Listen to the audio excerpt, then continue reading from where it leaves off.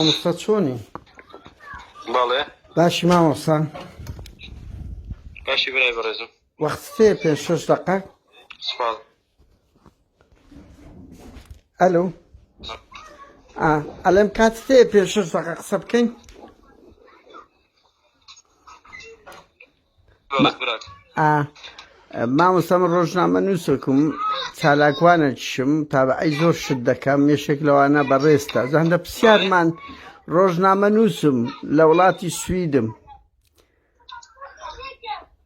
هەندە پرسیارمان هەیە ڕۆژنامەنووسی لە وڵاتی سوێدی بەڵێ لەسەر چی براکەم وەڵای لەسەر ئەو لێدوان لەسەر چی لە چ بارەیەکەوە وەڵای ئێستا لەگە پرسیارەکانت لێ دەکەم ئەگەر پێت خۆشە شتی ئەو لێدوان و شتانەی بەڕێزت کە داوتە کاکە گیان دەتوانیت بەنامە بۆ بنێرە سێریکی یەکەم دوای ئینشاڵڵا بەس مامۆستا فەرقی چییە؟ نامە وەخت زۆر دەبا بەڵێ ئەلۆ مامۆستا کاکە گیان لە مەجلیسم بەس وەختەش کەلۆت دەکەمەوە با کاتێک دەستنیشان بکەین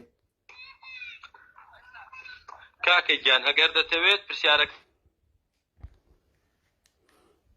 ئەلۆ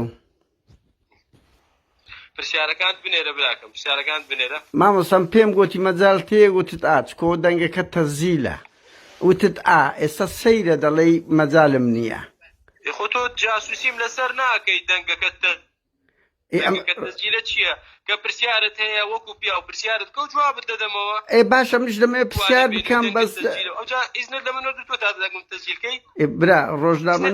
ئیزنت لە من وەردووە تا دەنگم تەزیلکەی بەس ڕۆژنامە نووسوە لە بداهاتەوە دەست بە دەنگ تەزیل نابێت چەتە بێ کاکە نابێت ڕێگر بێت کورە مامۆستا قسەک ڕێز بگرە چاوەکەم تۆ بەتە من تۆ پرسیارت نا هەرمێ مامۆستا هەرمێ عەیبە